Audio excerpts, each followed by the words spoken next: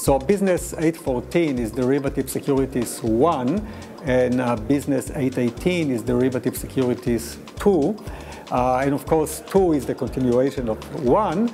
But we should bear in mind that Derivative Securities 1 is kind of more general and less mathematical, and everybody in the program has to take it, whereas Derivative Securities 2, Business 818, is a little bit more demanding in terms of the mathematical background. A derivative security is a security where the value is derived from the value of another underlying security.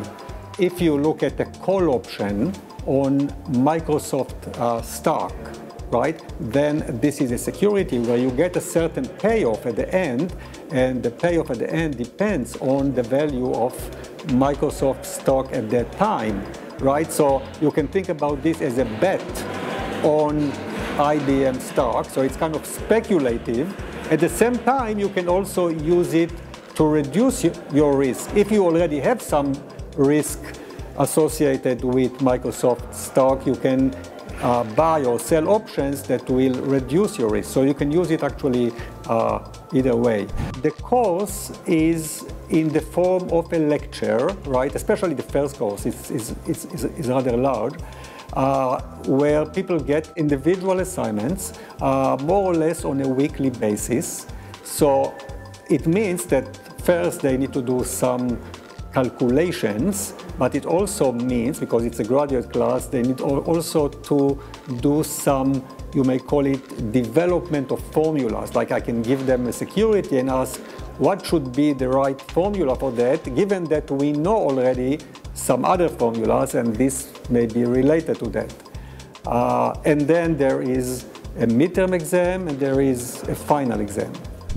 On the surface, it looks only as mathematics, but at the same time, it's very important, even if you don't do it yourself, it's very important to understand what other people are doing, right? So if you are a consumer of information, you just get everything from the Bloomberg terminal, still you want to know what is in the black box, what are the assumptions, and in general, in economics, everything is correct, subject to assumptions that not always are satisfied.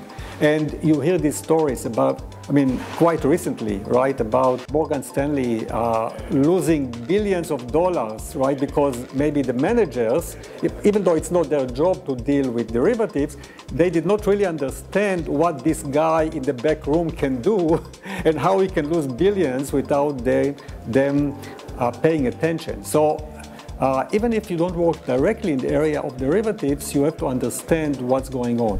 A common question by students is, what is the level of mathematics that I need? Because some are kind of hesitant about their skills. So the fact is, in the first course, in Business 814, the required level of mathematics is actually very basic. You don't have to be a graduate of a math department or engineering department in order to work with a rather basic mathematics. In the second course, the mathematics is more advanced, but at the same time, I tried to make it as self-contained as possible, so I kind of develop it from scratch. People who are interested in this topic and are good in this topic, they can continue to work in derivatives, which means they can work in an investment bank, for example, buying or selling derivatives, or in evaluation of derivatives. But the truth is that even if later in your career you don't work directly in derivatives, it comes up, right, in other areas. Even if you work in corporate finance or international finance, there are derivatives being used all the time. For example, international finance, you need to use currency swaps, right? Or you need to hedge your exposure to foreign currency that you will be receiving later in the future, and you want to guarantee the dollar value today, right? So actually, in all areas of finance, you need derivatives.